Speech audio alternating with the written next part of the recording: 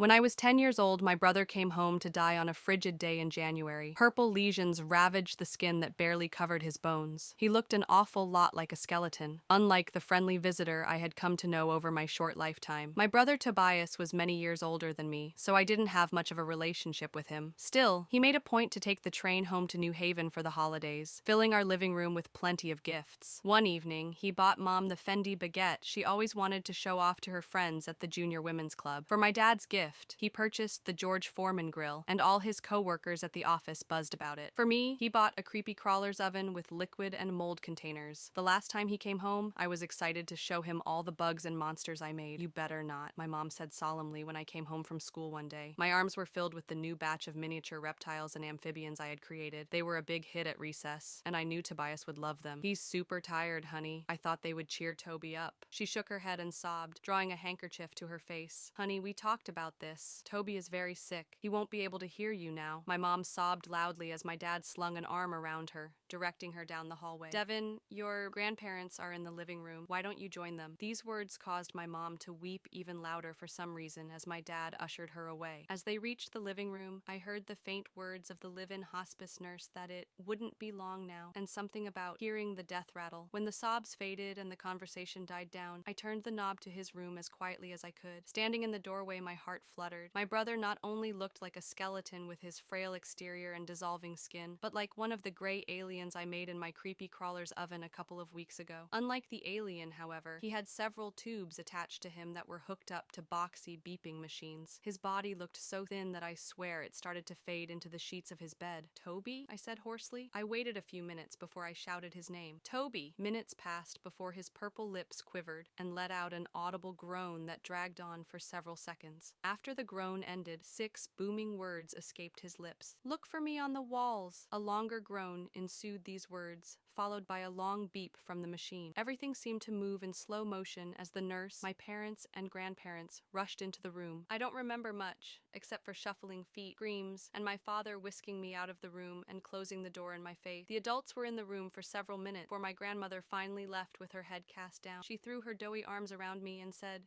"I'm so sorry, sweetheart. Your brother's gone to heaven with the angel." As the other adults came out of the room one by one to hug me, apologize, and sob into my small body, I wondered if I should be crying too. I supposed I loved my brother, but I didn't know him well. To me, he was just that friendly visitor who bought me gifts and read me stories. He popped in and out of my life like some magical elf that appeared only for holidays and disappeared like Santa up the chimney or Frosty the Snowman on a sunny day. I put my hands over my eyes and pretended to cry with them. After a while, I asked if it was okay to go up to my room. My parents permitted me. At once, I hurried up the stairs and slammed the door behind me. For hours, I plopped onto my dinosaur bed sheets and stared at the walls. I stared at the walls for so long that I thought my eyes would bleed. The walls of my room were sponge-painted blue, covered in posters of my favorite baseball players and movies. The shapes on my walls were unmoving. As my eyes drew tears and I yawned, I started to drift off to sleep. My room didn't have any windows, so I couldn't tell whether it was nighttime or not, but I supposed night was nearing by the increasing shadows in the room. Something was strange about these shadows, though. They weren't the typical black or gray, but shades of green. I blinked as green circles danced around my walls like a stage spotlight. "Are you awake, Devi boy?" a hollow voice echoed. "It's time to wake up, Devi boy." "Huh?" I said, rubbing my eyes. Who are you?" "You know who, silly. I don't have much time." I blinked twice and the green circles faded together. All at once, the circles morphed into the shape of a human. The shape looked a little under 6 feet tall, perhaps taller, its figure reaching the brim of the ceiling. "Toby? Toby, is that you?" "Who else, Devi boy?" The figure let out a bellowing laugh and stretched atop the ceiling, twisting.